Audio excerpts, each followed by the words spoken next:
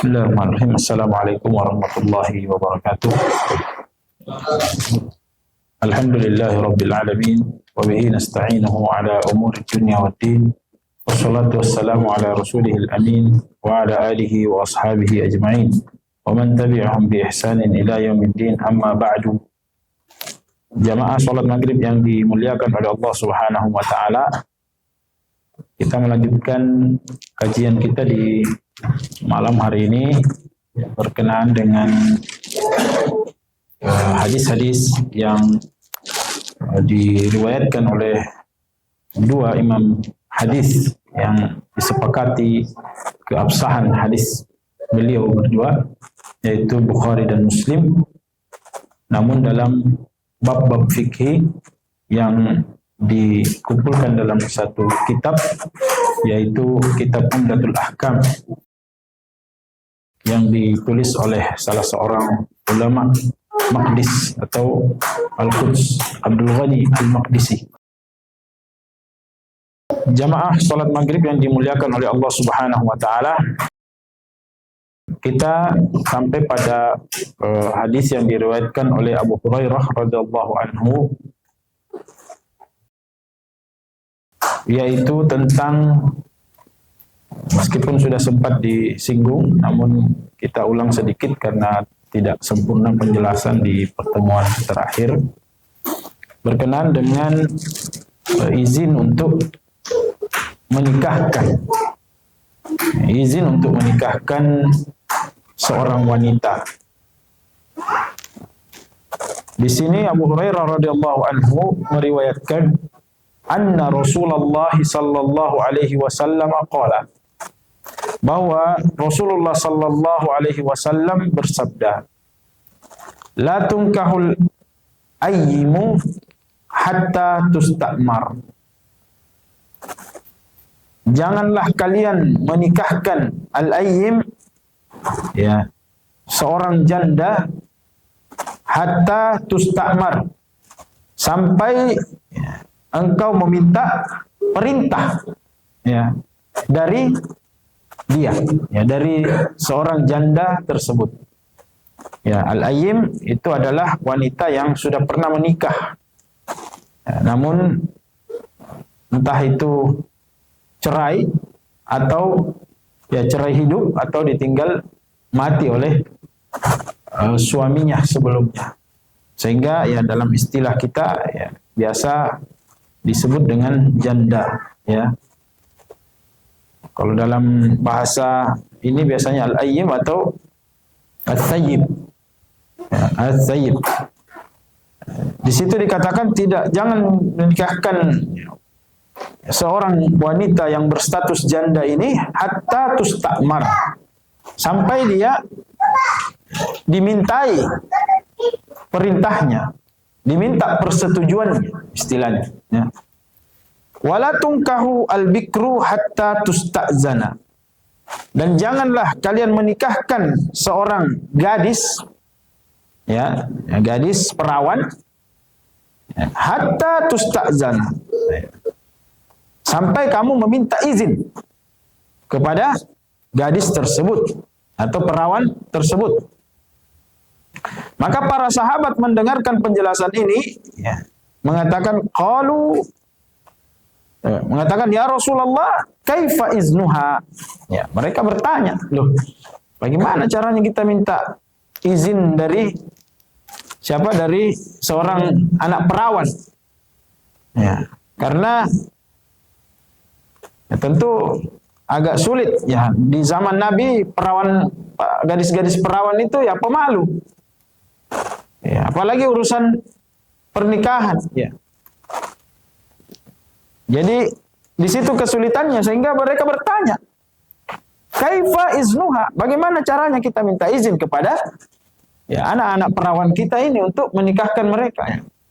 Saya mau nikahkan kamu, ya. Itu ya beda kalau di zaman sekarang, ya. Ya, ada yang antusias, ya. Ada yang sampai sudah sebut calonnya juga mungkin, ya. Sebagian wanita begitu, ya. Sebagian gadis kita sudah, ya, saya mau asal sama ini, ya, asal sama dengan itu ya sudah berani. Ya kalau dulu ya itu Rasulullah mengatakan kalau anak gadis mau dinikahkan, ya perawan mau dinikahkan minta izin sama dia. Ya seorang bapak ini bingung bagaimana caranya minta izin. Nah, ya mereka ini pemalu. Ya. Maksudnya di zaman Rasulullah. Ya. Mereka ini pemalu. Pasti tidak mau bicara kalau ya saya mau nikahkan. Nah, langsung merah mukanya. Ya. Bahkan mungkin lari ke kamarnya. Tidak mau ditanya tentang pernikahan karena malu-malu. Nanti dianggap ya agresif. Kalau bilang, oh, ya kapan? Dengan siapa? Nah, itu paling sering pertanyaannya kan. Ya. Dinikahkan dengan siapa? Wah. Sehingga Rasulullah pun, sahabat pun bertanya, bagaimana iznuha? Maka Rasulullah katakan, antas kuta. Ya. Kalau dia diam, ya, berarti dia mengizinkan. Ya. Jadi kalau ditanya, saya mau nikahkan kamu nak. Ya. Ya, tidak juga geleng-geleng, tidak juga ngangguk-ngangguk. Ya. Ya, jadi di situ dipahami bahwa maknanya adalah setuju, ya, izinnya. Ya, cuma tidak bisa mengungkapkan dengan kata-kata. Nah, makanya ini juga adalah satu, ya nanti kita berikan petikan-petikan pelajaran dari penjelasan Rasulullah Sallallahu Alaihi Wasallam. Jamaah sekalian dirahmati Allah Subhanahu Wa Taala, ya pelajarannya di sini bahwa yang pertama, Islam memberikan kedudukan kepada wanita. Bentuk penghargaan Islam kepada para wanita. Bahkan di sini semua golongan wanita, kan wanita kalau bukan gadis ya janda. Cuma atau ada yang lain. Tidak ada jenis lain. Kalau dia bukan gadis ya janda. Dan dua-duanya ini dijelaskan bagaimana posisi mereka ketika mereka diminta untuk menikah. Ya. Seorang janda dikatakan ya harus minta izinnya dengan perintahnya. Ya. Dia katakan iya atau tidak. Kalau dia gadis maka ya, cukup dengan diamnya berarti itu sudah bertanda setuju. Nah, dalam kepercayaan yang lain atau budaya kita ini juga menunjukkan bahwa Islam menghargai ya suara wanita. Islam menghargai pendapat para wanita. Jadi tuduhan-tuduhan sebagian orang-orang liberal, sekuler yang mengatakan Islam itu tidak memberikan ruang kepada para wanita, ini juga dibantah oleh hadis ini. Bahwa ya kami dalam urusan pernikahan ada perintah dari Rasulullah untuk minta izin ketika ingin menikahkan anak-anak kami, wanita-wanita kami. Ya. Nah, itu satu. Jadi ini membuka wawasan kita bahwa beginilah Islam menempatkan wanita khususnya dalam persoalan perizinan ya yang berkaitan dengan dirinya. Berkaitan dengan haknya. Karena yang menjalani kehidupan ini adalah kehidupan rumah tangga nantinya adalah dia. Maka tentu saja izinnya ini penting untuk kelanjutan hubungan dia dengan suaminya kelak. Kemudian pelajaran selanjutnya jamaah sekalian dirahmati Allah Subhanahu wa taala, ya, di sini Islam membagi dua sikap. Ya, Rasulullah membagi dua sikap yang berbeda ya, antara gadis dan janda. Ya. Ketika meminta persetujuan mereka dalam ketika ingin menikahkan mereka. Ya. Kalau dia seorang janda, ya jelas, ya, kita harus minta persetujuannya. Jadi tidak boleh asal main nikah-nikahkan saja. Ya, dan definisi janda ini yang penting sudah pernah menikah. Ya, ada sebagian ulama mengatakan ya harus sudah pernah menikah dan pernah berhubungan badan dengan suaminya minimal 1 kali, kemudian diceraikan, itu sudah masuk. Ya, jadi yang belum pernah dia cuma akad nikah saja kemudian cerai, ya itu belum dinamakan janda bagi sebagian ulama, ya. Ya, meskipun dari segi status itu bisa, ya. Tapi ketika dia lebih kuat adalah, ya mayoritas ulama menyebutnya yaitu ketika dia sudah berhubungan badan minimal 1 kali, lalu kemudian diceraikan, ya. Itu namanya ya janda, ya. Atau as-sayyib.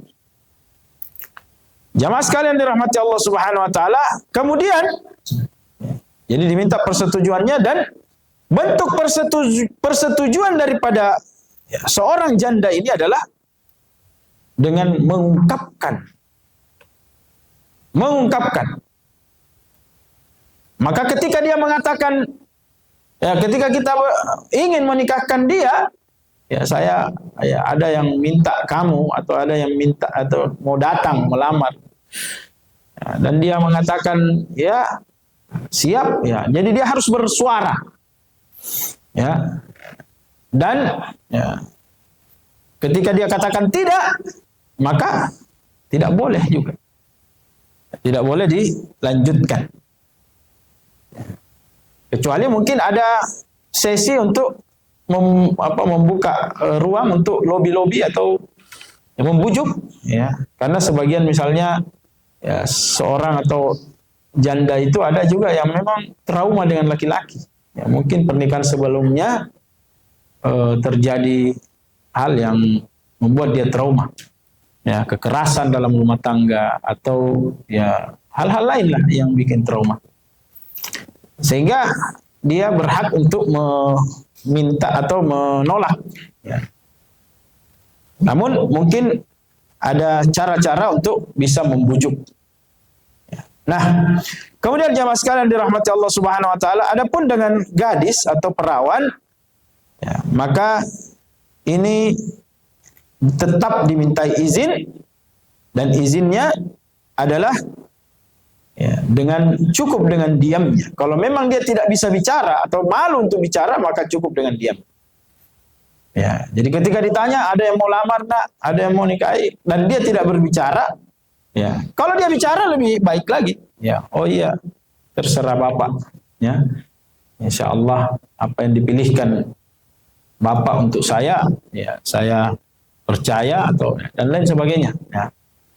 Cukup dia cukup dengan diam saja itu sudah menjadi persetujuan, ya tanda persetujuan, apalagi kalau dia berbicara, ya.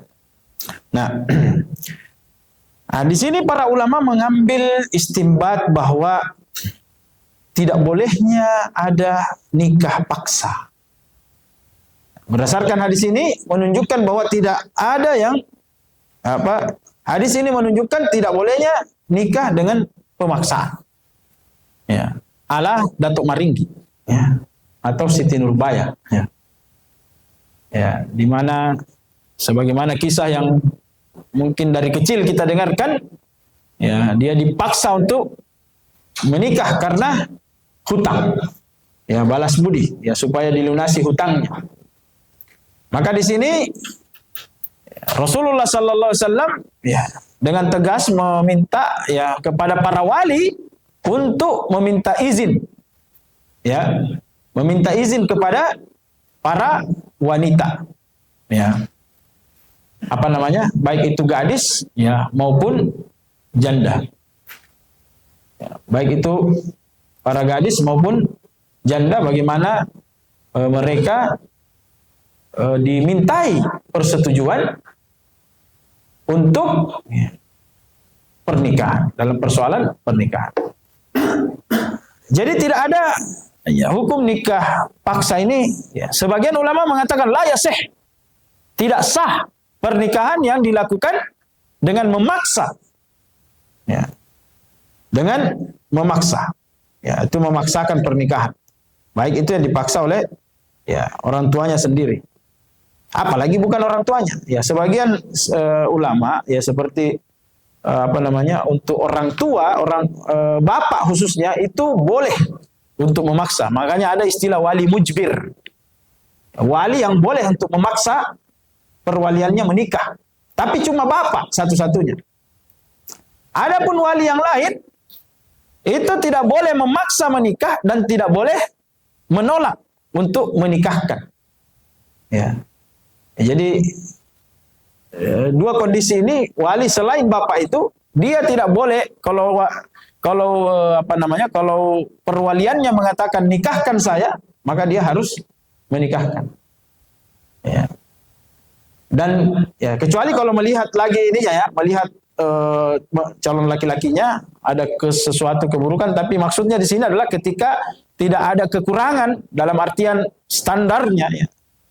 Terstandar ya, ibadahnya bagus, akhlaknya bagus ya, ibadahnya akidahnya lurus, maka itu sudah menjadi syarat pokok ya, itu sudah terpenuhi, selesai.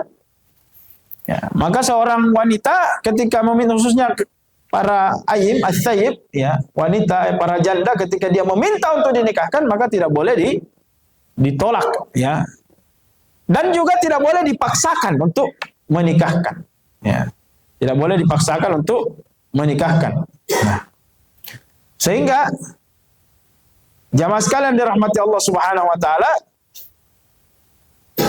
ini menunjukkan adab meskipun kepada orang yang menurut kita adalah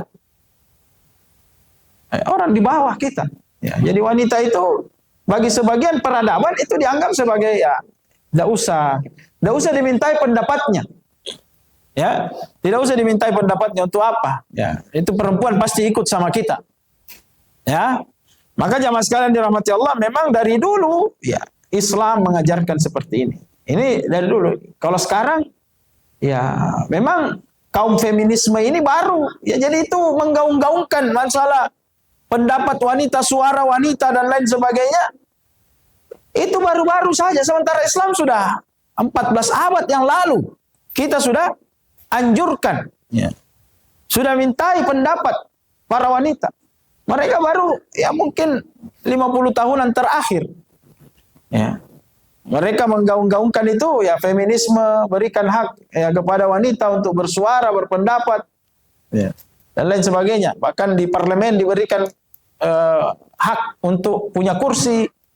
Ya. Itu baru saja. Baru saja mereka cetuskan itu. Dulunya mereka tindas juga. Tidak ada ruang untuk wanita. Nah, alhamdulillah ya, dalam Islam ya, khususnya yang berkaitan langsung dengan mereka ya, pernikahan itu diminta adab seperti itu. Maka ini sekali lagi adalah bentuk bagaimana seseorang itu meminta izin untuk menikahkan perwaliannya. Jamaah sekalian dirahmati Allah Subhanahu wa taala. Ya. Ini juga menunjukkan bahwa bagaimana para sahabat itu memiliki semangat untuk bertanya. Ya. Jadi seperti itu.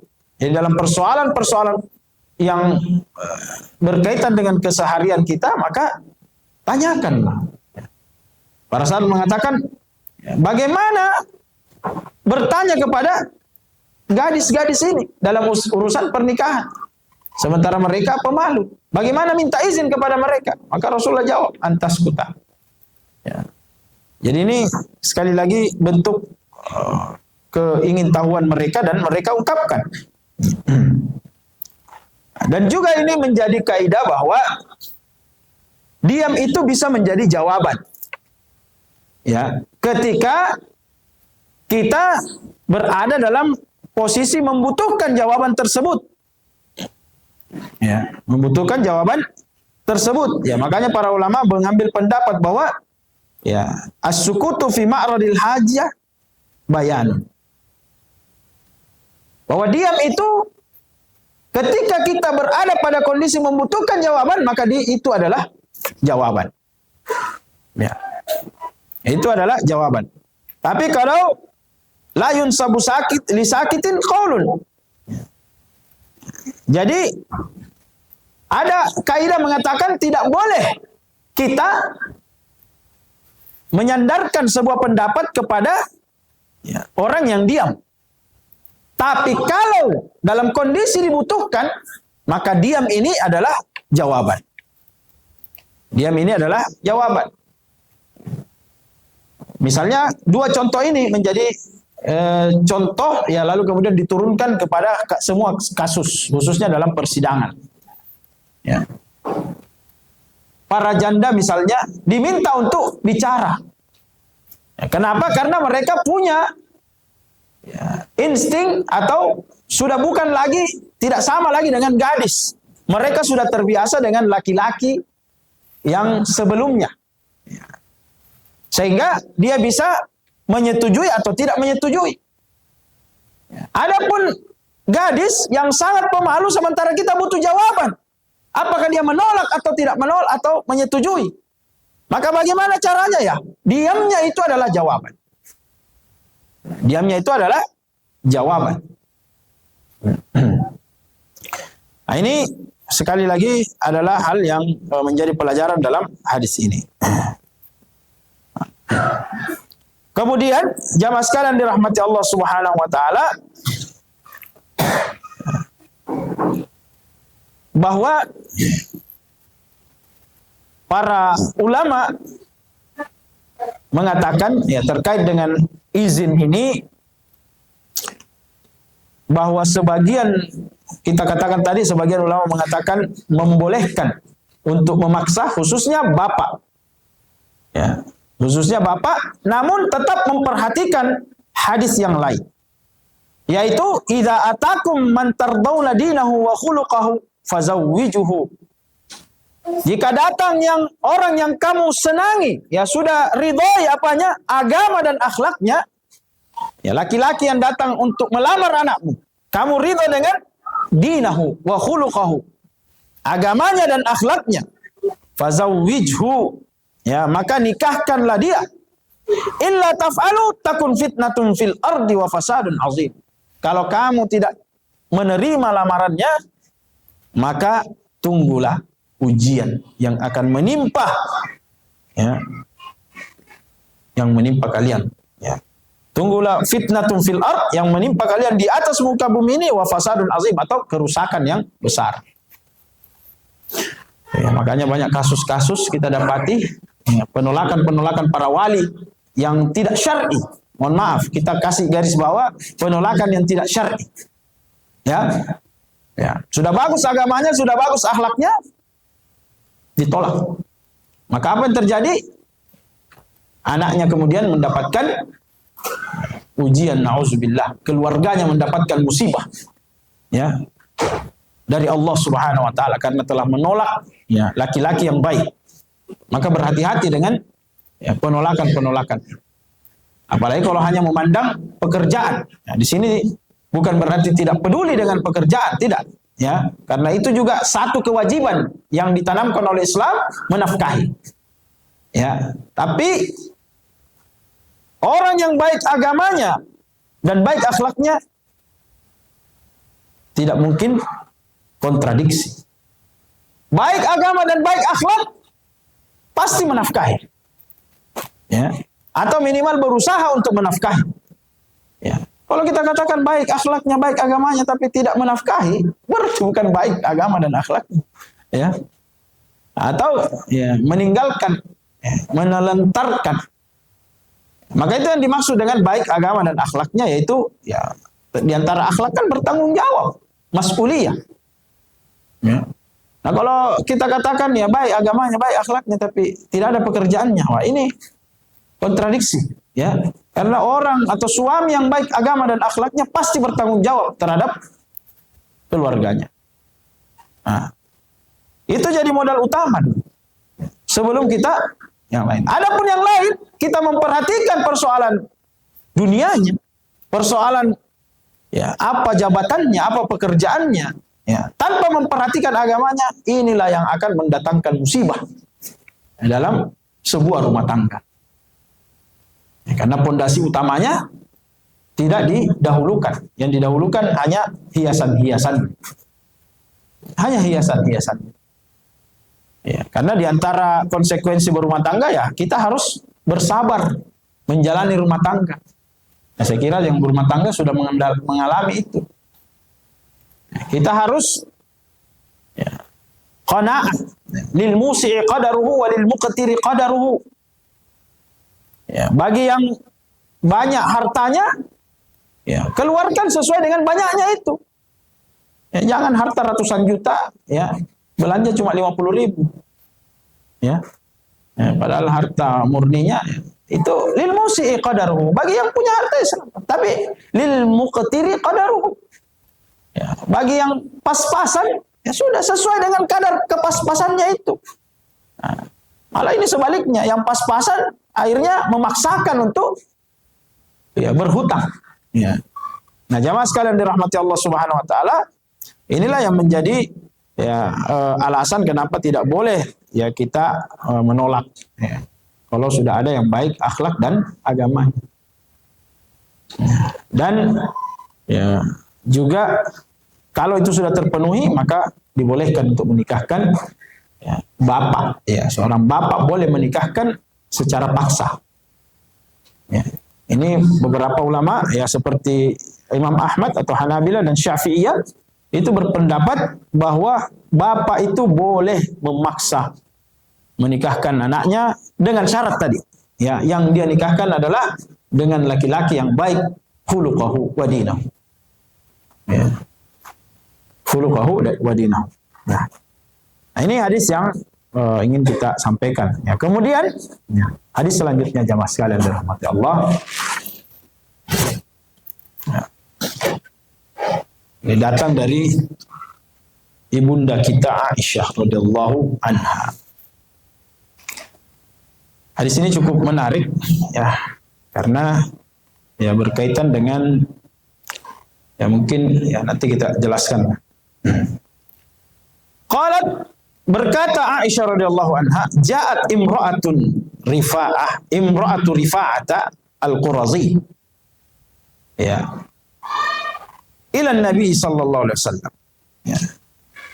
Datang istri daripada Rifa'ah al-Qurazi. Ya. Istrinya Rifa'ah datang kepada Nabi sallallahu alaihi wasallam. Lalu kemudian dia berkata, kuntu inda Rifa'ah al-Qurazi fatallaqani fabatta talaqi. Ya, saya dulu ya, bersuami, ya punya suami, yaitu suami saya dulu adalah Rifa'ah al-Qurazi. Fatallaqani, lalu kemudian dia mentalak saya, menceraikan saya, fabatta talaqi, sampai saya talak kami ini sampai talak 3. Ya, artinya apa? Tidak bisa lagi kembali hatta tankiha zaujan ghairahu, sampai dia menikah lagi dengan ya, suami yang lain atau laki-laki lain. Ya. Jadi istri Rifa'ah ini mengatakan, saya dulu ya punya suami, atau saya dulu adalah istri dari Rifa'ah al-Qurazi. Kemudian dia talak saya sampai ya jatuh talak 3. Fatazawwajtu ba'dahu Abdurrahman bin Zubair. Lalu setelah itu saya menikah dengan Abdurrahman bin Zubair, suami kedua. Ya. Wa inna ma ma'ahu misla hudbatis thawbi. Ya. Namun bersama dengan Abdurrahman bin Zubair ini, bagaimana ini? Hudbatus thawbi. Kehidupan seksualnya kurang bagus. Ya. Hudbatus thawb itu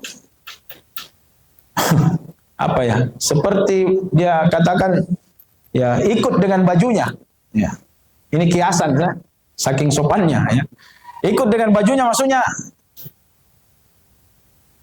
kemaluan itu tidak melawan arah baju turun. Artinya dia ya ini jubah ya, saub itu jubah. Jadi dia turun begitu ya. Jadi tidak berdiri maksudnya ya. Itu. Ya.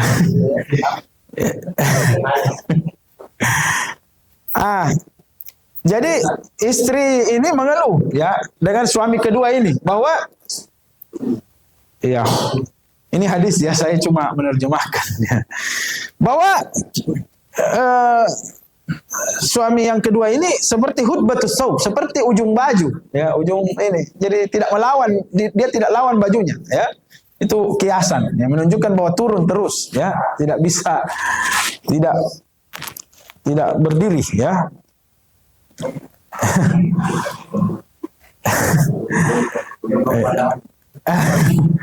Lalu kemudian Rasulullah ternyata tersenyum mendengarkan hal ini. Ya, fatabassama Rasulullah. Ya, ya. Rasulullah tersenyum mendengarkan hal ini, lalu kemudian dia memahami. Rasulullah memahami. Nah, ini juga isyarat ya. Dari tadi hadis tadi yang pertama sebelum ini, itu juga kita laki-laki diminta memahami isyarat. Ya. Ini juga diminta memahami isyarat. Rasulullah memahami isyarat dari istrinya Rifa'ah dan mengatakan, "Aturidina antarji'i ila Rifa'ah?" Ya. Oh, kamu mau kembali sama yang pertama, ya, sama Rifa'ah. Ya. Iya. Cuma karena dia malu-malu, tidak diberi kesempatan menjawab, tapi Rasulullah sudah paham bahwa ini wanita ini mau kembali sama suaminya yang pertama karena dia tidak dapat kebahagiaan dari suami yang kedua tadi. Ya. Maka Rasulullah katakan, tidak boleh kembali. Ya.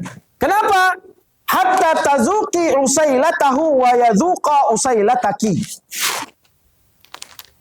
Sampai, ini juga susah menerjemahkannya. Ya. Tidak boleh kembali. Tidak boleh kembali ke suami yang pertama. Hatta tazuqa usailataki, hatta tazuki usailatahu wa yadzuqa usailataki. Sampai dalam artian kalian bisa sebelum kalian saling menikmati. Ya.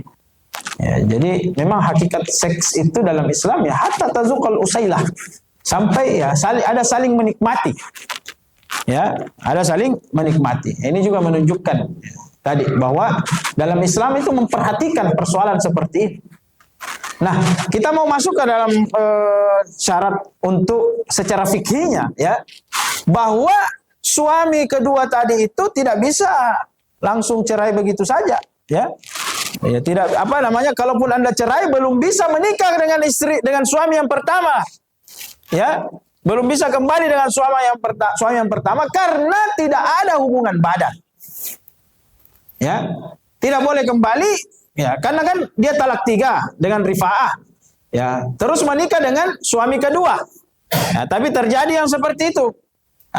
Artinya dia mau kembali ke suami yang pertama tetap tidak boleh meskipun sudah cerai dengan suami kedua. Ya, kenapa? Karena belum terjadi hubungan badan dalam pernikahan itu. Kan yang dipahami ketika dia katakan hudbatul thawb seperti ujung baju ya. Ya, tidak mau berdiri. Ya, berarti tidak terjadi hubungan badan. Ya, tidak terjadi hubungan badan. Maka kata Rasulullah tidak boleh sampai terjadi hubungan badan. Jadi kiasan juga Rasulullah hatta tazuqul usailah. Ya, sampai kamu merasakan usailah itu cairan, ya. Merasakan cairannya dan dia merasakan cairanmu, kamu merasakan cairannya, yaitu kiasannya Rasulullah ya. Al-usailah. Ya. Ya. Susah ya? Masa susah. Bagus dikasih jadi kesempatan jualan obat ini. Yang mau hubungi siapa? Ya. Usailah itu kiasan dari asal dari madu ya, tapi di tasgir di ungkapan manis cairan yang enak yang nyaman Maka kemudian Rasul Abu Bakar Khalid bin Sa'id juga bagaimana mereka mendengarkan semua itu, menyimak itu dan sambil berbisik, ya Abu Bakar, ala tasma'u ila hadhihi ma tajharu bi inda Rasulillah. Bagaimana kamu mendengarkan Rasulullah membahas hal ini di hadapan wanita secara jahar, tajhar. Nah, jamaah sekalian dirahmati Allah Subhanahu wa taala, di sini juga menunjukkan bahwa seorang wanita itu kalau ada masalah, boleh dia untuk bertanya kepada para ulama, berfatwa, meminta fatwa, baik itu secara langsung maupun lewat telepon, handphone, atau ketika dia ingin meminta keadilan, meminta jalan keluar dari persoalannya di hadapan mahkamah, maka dibolehkan wanita untuk mengeluarkan pendapatnya, unek-uneknya. Ya, jangan disimpan terus. Ya. Ya.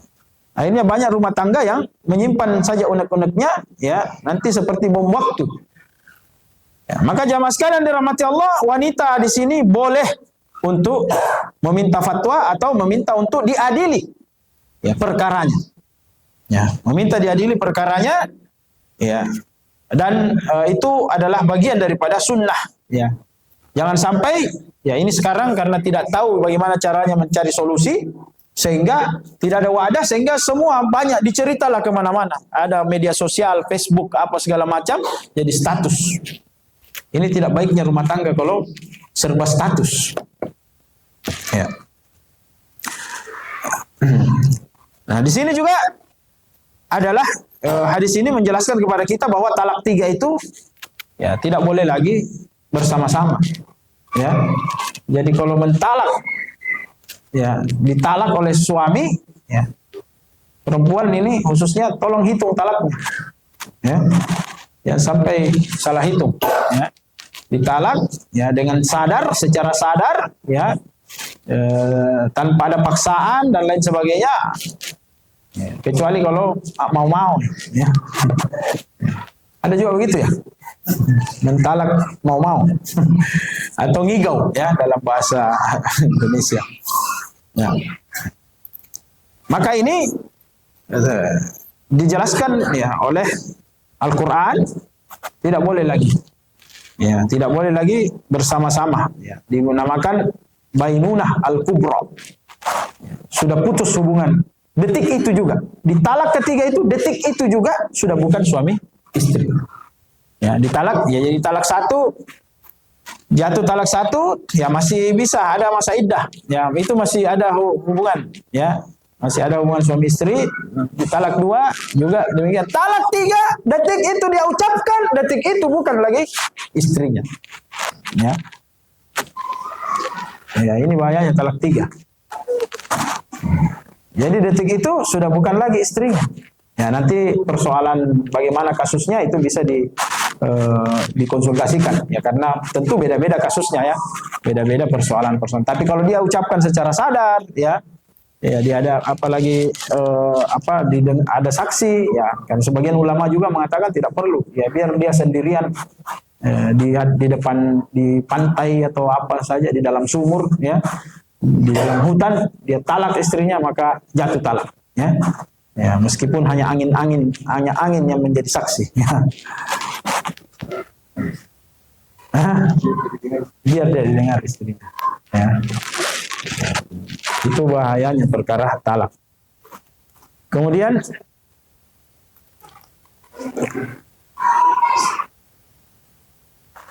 jamaah sekalian dirahmati Allah, juga di sini ada perdebatan, ya, di sini kan disebutkan dia ditalak 3. Tapi tidak ada penjelasan apakah dalam satu majelis atau di majelis yang berbeda. Ya, nah, ini menjadi perdebatan para ulama juga, ya, bahwa, ya, talak itu, ya, kalau ada yang mengatakan jatuh 3 meskipun di satu majelis. Ya, dia katakan satu majelis juga macam-macam, ya. Dia katakan saya talak kamu, saya talak kamu, saya talak kamu, ya, atau saya talak 3 kamu, ya, itu satu majelis. Ya, nah, ini kalau satu majelis begini itu berbeda pendapat para ulama. Ya, ada yang mengatakan jatuh talak 1, ada yang mengatakan satu talak saja yang jatuh, ada yang mengatakan, ya, 3. Ya, nah, kalau yang disepakati adalah, ya, 3 majelis yang berbeda. Ya, majelis itu satu rentan waktu dan tempat yang berbeda-beda, ya, atau waktu. Jadi di sini, ya, besok juga di tempat yang sama, besoknya lagi di tempat yang sama, berarti itu sudah 3. Itu disepakati oleh para ulama jatuh talak. Tapi kalau dalam satu majelis, ya, satu ruangan di kamar, ya, dia talak dalam 3 kali dengan 3 kali sebutan, atau dia katakan saya talak 3 kamu, maka ini, ya, sebagian ulama mengatakan cuma jatuh 1. Ya, jatuh 1. Ya, diantaranya adalah Syekhul Islam Ibnu Taimiyah mengatakan jatuh 1, ya, dan mengatakan lil maslahah, ya, untuk maslahat, ya, karena dalam keadaan, ya, tidak emosi, ya, dalam keadaan emosi sehingga dia membutuhkan waktu untuk diberikan majelis yang lain. Ya. Jadi ini yang kita kuatkan insyaallah, ya, tetap jatuh satu talak. Meskipun mazhab Syafi'i yang kita anut sekarang ini, kalau dia katakan saya talak 3, kamu ya jatuh talak 3. Ya. Jatuh talak 3. Kemudian di dalam hadis ini juga menunjukkan bahwa bisa menjadi sebab perceraian, ya, adalah persoalan seks, ya. Jadi jangan dikatakan masa gara-gara itu minta cerai, itu tidak bisa dimaklumi, ya. Ya memang itu satu kebutuhan bagi sebagian wanita, itu mungkin bisa dimaafkan. Tapi ada sebagian wanita yang tidak bisa, ya. Maka dia punya hak untuk menuntut itu, ya, untuk menuntut itu. Jadi jangan mengatakan bahwa tidak setia ini karena, ya, bukan persoalan setia tidak setia. Ini mudarat nanti bagi dia. Ya, jangan sampai dia berstatus suami, berstatus istri, tapi nauzubillah potensi selingkuhnya bisa lebih besar. Daripada itu terjadi, maka lebih baik difasakh, ya. Pengadilan harus menetapkan, menceraikan. Ya, dan ya ini kadang-kadang nanti terjadi perselingkuhan baru bicara. Suami saya tidak bisa begini. Kenapa? Karena kenapa dianggap aib kalau bercerai gara-gara ranjang, ya. Gara-gara ranjang. Maka jangan saraha, fis saraha raha, ya. Terus terang, dalam keterus terangan itu ada lega, ada kelegaan. Ya. Maka seorang wanita meskipun kita dicela bagaimanapun, masa gara-gara begini dia gugat cerai suaminya dan lain sebagainya. Ya, itu juga suami, ya. Hati-hati. Makanya coba kita punya penguat, ya. Ya ini. Ya, jadi bisa menjadi penyebab perceraian. Ya, penyebab perceraian. Ya, dan hakim boleh menjadikan itu sebagai pertimbangan, ya, bahwa ya siapapun hakimnya, bisa juga hakim dari keluarga, ya. Maksudnya keluarga itu bisa juga jadikan tempat konsultasi. Ya. Ada wanita yang bisa bersabar, itu kasus lain, ya. Tidak bisa disamakan. Ada memang wanita, apalagi kalau sudah uzur, ya, sudah tua, ya, memang tidak bisa. Makanya ya yang sudah tua-tua itu, ya, hati-hati nikah dengan anak muda, ya. Maksudnya kita yang sudah berumur 40-50 tahun nikah sama 20-an tahun. Hati-hati maksudnya, ya. Nah, ini adalah isyarat dari Nabi sallallahu alaihi wasallam, ya, untuk kita memahami kondisi tersebut. Ya, jadi tugas kita adalah memahami kondisi. Jadi kalau misalnya ada wanita yang punya masalah seperti itu, jangan disinisi, ya. Justru carikan solusi. Karena ya kita tidak, terus terang sensitivitas wanita itu, ya, dalam persoalan seksual sebenarnya lebih, kalau pakar seksolog mengatakan lebih besar, ya. Lebih besar daripada laki-laki. Ya. Cuma memang, ya, perlu ada pertimbangan-pertimbangan lain, ya. Kalau laki-laki saja dengan kondisi seperti ini sulit untuk menahan, ya, sebenarnya perempuan punya masalah yang lebih berat, ya. Nah, sehingga kita harus memahami kondisi itu, ya. Kalau ada persoalan dengan suaminya dan dia menggugat, maka ini bisa diberikan arahan-arahan, ya. Kalau bisa berpisah, ya. Kalau memang harus berpisah, ya berpisah. Karena ini penting, ya, untuk mencegah perselingkuhan, perzinahan, wal iyaz billah. Nah. Kemudian ini juga menunjukkan bahwa, ya, harus ada hubungan badan. Jadi untuk mazhab Syafi'i misalnya itu mengatakan bahwa cukup akad nikah lalu dia cerai, boleh kembali ke suami yang pertama. Tapi dalam hadis ini jelas menunjukkan bahwa harus ada hubungan badan. Ya, harus ada hubungan badan. Ya, kenapa demikian? Ya, supaya tidak mempermainkan pernikahan. Ya, tidak mempermainkan pernikahan. Karena berat itu kalau mantan istri kita disuruh berhubungan badan dengan laki-laki lain, ya. Supaya menunjukkan kepada kita bahwa Anda serius untuk kembali, ya. Dan berat itu. Ya, makanya kadang-kadang orang kalau sudah nikah lagi dengan laki-laki lain sudah tidak mau. Ya, jadi kalau dia cerai dengan laki-laki kedua, dia mau kembali ke suami yang pertama, mohon maaf, ya. Ya, sudah pernah terbuka tapi ditutup kembali. Ya. Iya. Nah itu. Tapi ada saja kasus kembali lagi. Ya, ada saja kasus kembali lagi dan ini bukan celaan ya. Bukan tercela. Ya, cuma untuk menyelesaikan talak 3 itu kalau dia talak 1 tidak masalah, ya. Nikah kembali, akad nikah baru, talak 2, akad nikah baru. Yang menjadi masalah ini talak 3. Karena dia harus menikah dengan laki-laki lain dan berhubungan badan lalu cerai. Selesai masa iddah, boleh kembali ke suami yang pertama. Ya, ribet memang. Ya, makanya jangan talak 3. Ya. Jangan sampai jatuh talak 3. Ya, susah itu. Ya, cara kembalinya susah dan beratnya bukan di apa, di hati. Ya. Karena dia harus kita relakan berhubungan badan dengan suami yang kedua. Ya. Makanya ada istilah muhallil. Ya, apa itu muhallil? Nikah yang direncanakan. Ya. Jadi suami mentalak 3 istrinya, lalu kemudian dia mau kembali, tapi belum nikah dengan orang lain, maka dia cari orang untuk menikahi istrinya. Ya. Kalau dalam mazhab di negeri kita Syafi'i cukup akad nikah bisa kembali, tapi ini kan ada hadis yang menolak, ya. Maka apa yang terjadi? Ya harus merelakan berhubungan badan dengan laki-laki lain. Lalu kemudian diminta untuk ceraikan. Bahkan muhallil ini kadang dibayar, ya.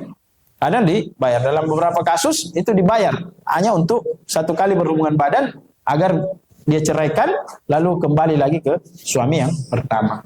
Ya, tapi bagi orang dari sisi Allah melaknat sebenarnya, tapi keabsahannya sah, ya. Ya, Allah melaknat perbuatan seperti ini, ya. La'anallahul muhallil wal muhallil lahu. Allah melaknat muhallil, ya.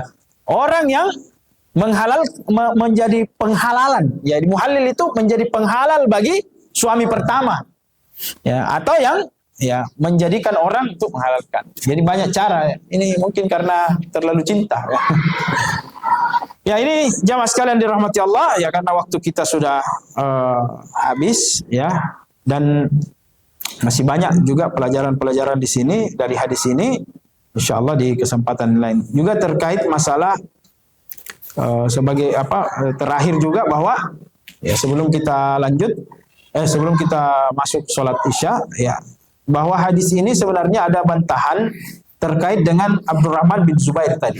Ya. Mengapa demikian? Karena dalam riwayat yang lain dikatakan ya, bahwa Abdurrahman bin Zubair ini, ya, nyatanya punya anak, ya, punya anak. Ya. Jadi tuduhan daripada siapa? Wanita tadi, ya, istri, ya, Rifa'ah yang kemudian nikah dengan Abdurrahman bin Zubair, itu dikatakan hanya sebagai alasan untuk kembali ke Rifa'ah, ya, untuk kembali ke Rifa'ah. Ya, tapi dua kemungkinan tidak bisa membuat dia kembali. Kalau dia jujur, maka belum bisa juga kembali karena belum terjadi hubungan badan. Kalau dia berdusta, belum bisa juga kembali karena tidak diceraikan. Tidak ada alasan syar'i untuk menceraikan. Ya, nah, ini menunjukkan bahwa ya hal-hal yang makanya kalau mau menikah, ya, dengan janda apalagi, ya, selesaikan dulu masa lalunya, ya, selesaikan dulu masa lalu, ya, karena jangan sampai